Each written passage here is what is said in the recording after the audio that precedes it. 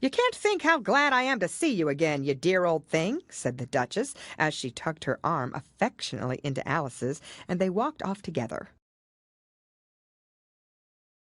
Alice was very glad to find her in such a pleasant temper, and thought to herself that perhaps it was only the pepper that had made her so savage when they met in the kitchen.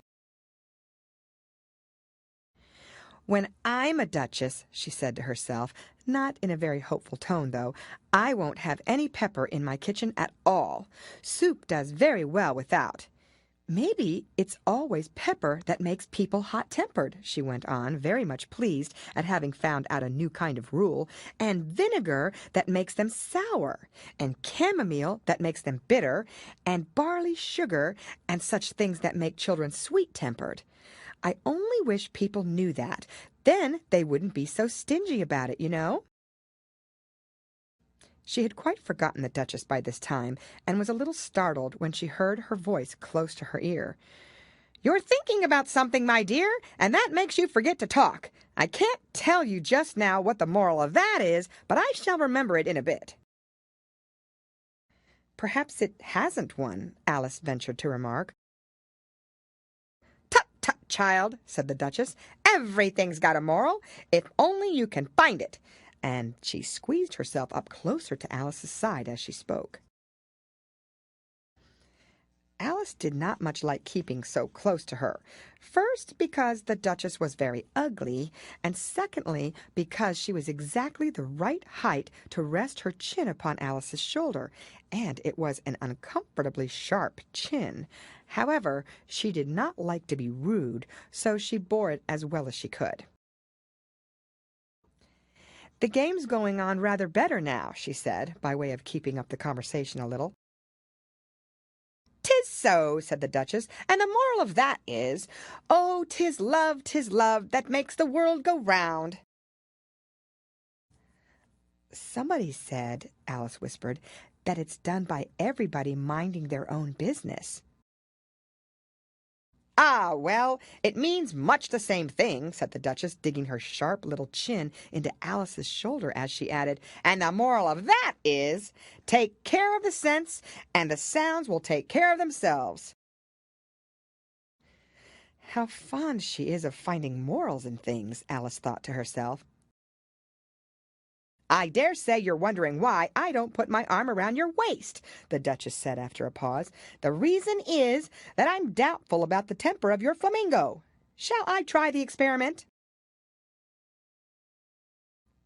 "He might bite," Alice cautiously replied, not feeling at all anxious to have the experiment tried. "Very true," said the Duchess. "Flamingos and mustard both bite.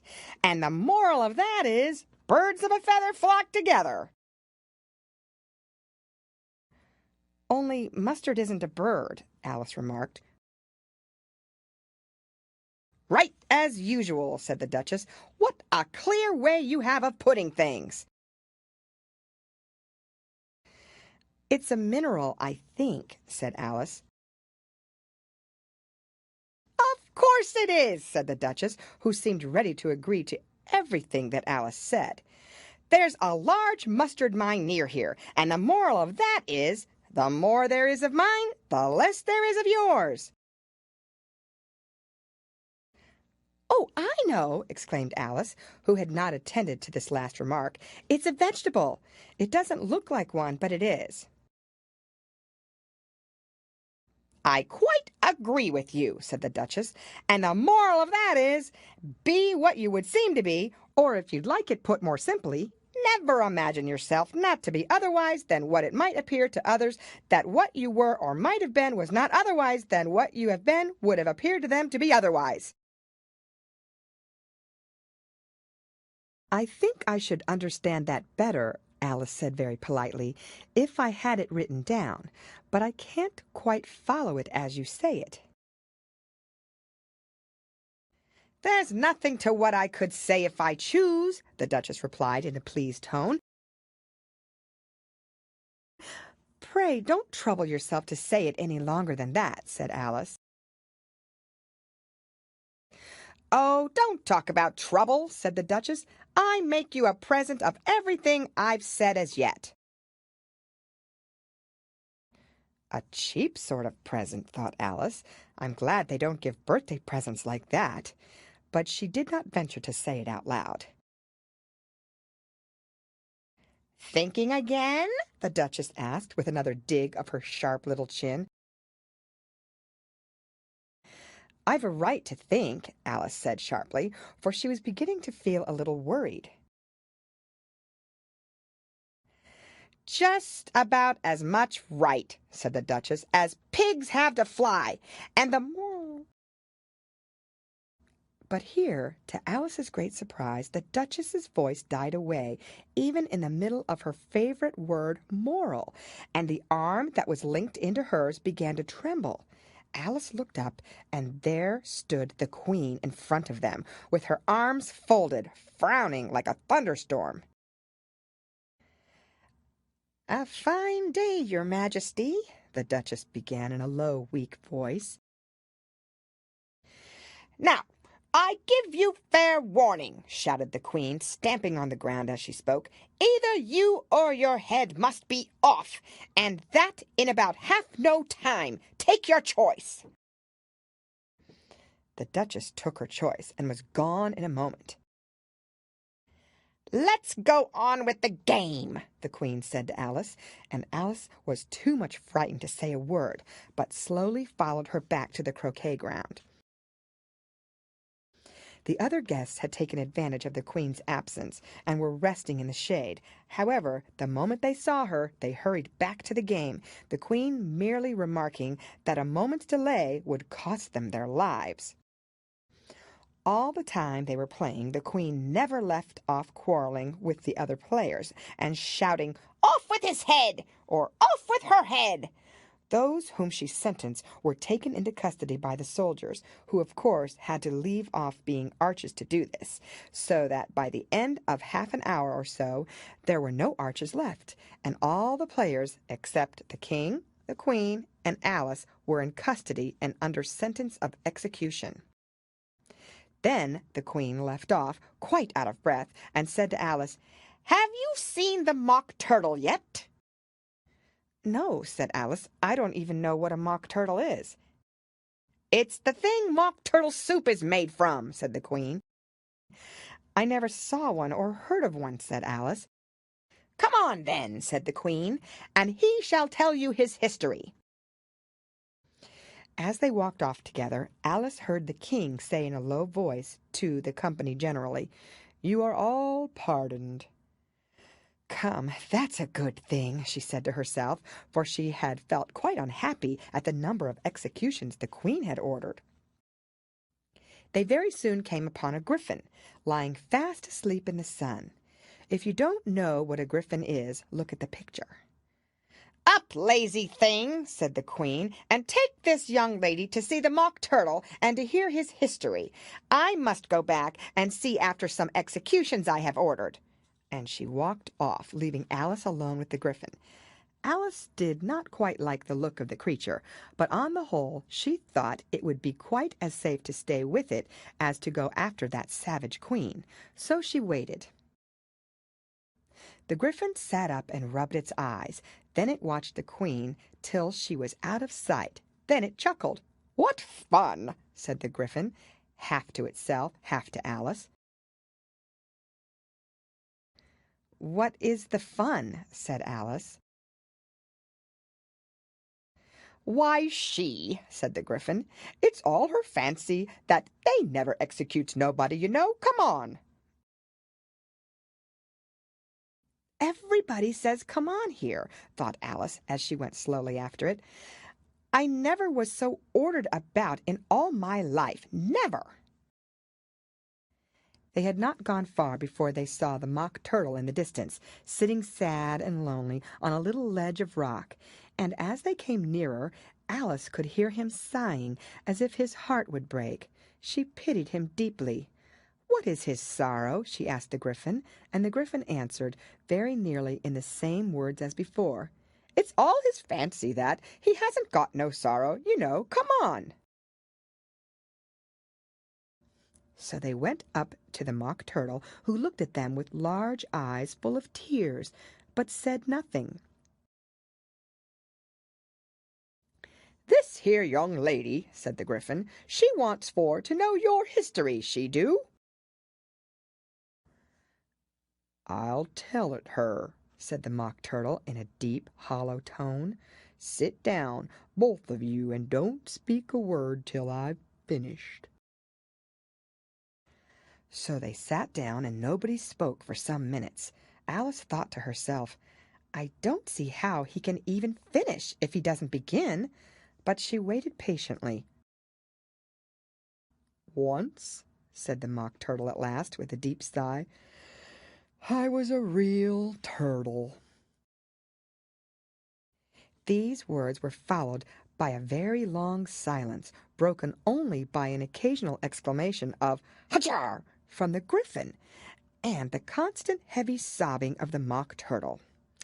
Alice was very nearly getting up and saying, "Thank you, sir, for your interesting story," but she could not help thinking there must be more to come, so she sat still and said nothing.